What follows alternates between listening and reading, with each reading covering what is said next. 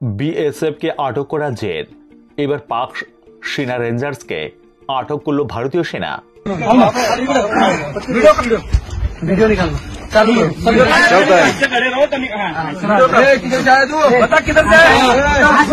যুদ্ধ হলে কি হবে, অভাবী পাকিস্তানের ঘুম উঠছে পূর্ব পাকিস্তানের ইউনুসের, কেননা রাজস্থানে 300 বেশি বাংলাদেশি গ্রেপ্তার।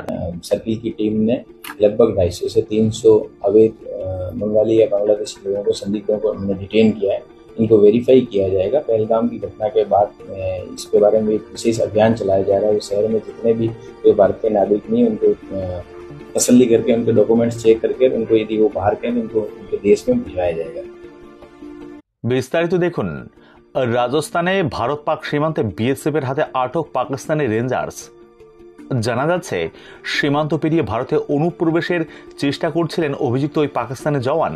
সেই সময় তাকে ধরে ফেলে বিএসএফ। উল্লেখ্য, গত এক সপ্তাহ ধরে পাকিস্তানের হাতে আটক পশ্চিমবঙ্গের বাসিন্দা বিএসএফ জওয়ান পূর্ণম সাউ।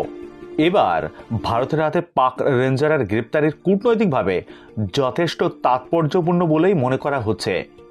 বিএসএফ সূত্রের খবর, সীমান্ত পেরিয়ে ভারতে ঢুকে পড়েছিলেন অভিযুক্ত ওই পাক জওয়ান।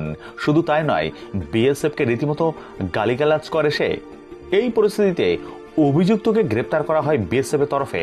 জানা গিয়েছে এই ঘটনায় রীতিমতো শোরগোল পড়ে গিয়েছে পাকিস্তানের। সূত্রের খবর, জওয়ানকে ছাড়াতে শনিবারই প্লাগ মিটিং এর বসে দুই দেশের সেনা। সেখানে পাকিস্তানের তরফে এই জওয়ানের মুক্তির দাবি করা হয়, যদিও তাদের দাবিতে আমল দেয়নি বিএসএফ।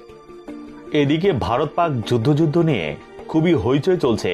আর সেই আবহে জানা গিয়েছে পাক সেনাবাহিনীতে গোলাবারুদের সংকট দেখা দিয়েছে।